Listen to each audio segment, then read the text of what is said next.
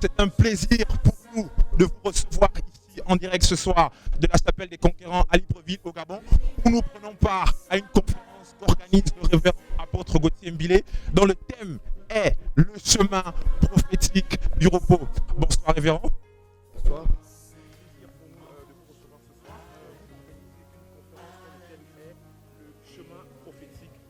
Alors, révérend, pouvez-vous nous en dire plus de manière pratique quand on parle du chemin prophétique du repos? C'est une conférence pour parler, en fait, pour expliquer que Dieu a comme pensée pour l'homme le repos. Dieu conduit l'homme toujours dans le repos. Déjà, il y a le repos éternel dans lequel il conduit l'homme quand il aura fait toutes ses activités sur la terre.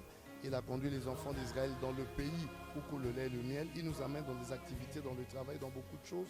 Mais ces choses doivent aboutir à un repos. Et le repos n'est pas physique d'abord. Le repos est intérieur, le repos est spirituel. C'est un état d'âme qui nous donne une certaine assurance, une stabilité des choses. Ainsi, nous pouvons nous battre aujourd'hui. Mais demain, il faut que chaque combat amène à une victoire. Et puis qu'il y ait d'autres combats qui nous amènent encore à des victoires. Et chaque bénéfice de ces victoires, c'est ce qui va organiser notre vie. Dieu nous introduit même dans le mystère de l'âge. À un certain âge, nous n'aurons plus la même énergie. Il faut qu'il y ait des choses qui se soient stabilisées dans notre vie. Et c'est ça la loi du repos.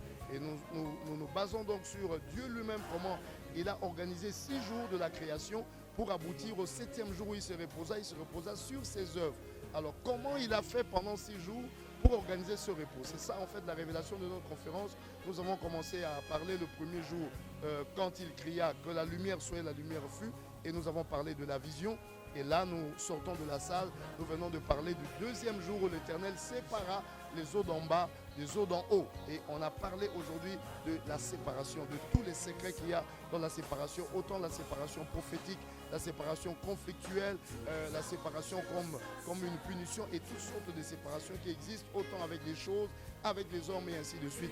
Comprendre que sans le verbe séparer, il n'y a pas de repos. C'est cela que nous venons de partager. Demain, nous allons continuer pour le 3e jour, comment Dieu a organisé le 3e jour, et nous irons jusqu'au 7e jour pour comprendre le chemin prophétique. Une dernière question, pasteur. Le chemin prophétique du repos, c'est un message destiné à qui en général? Juste un message destiné aux croyants ou non croyants? C'est un message destiné à tout le monde. Dieu veut le repos pour tout homme.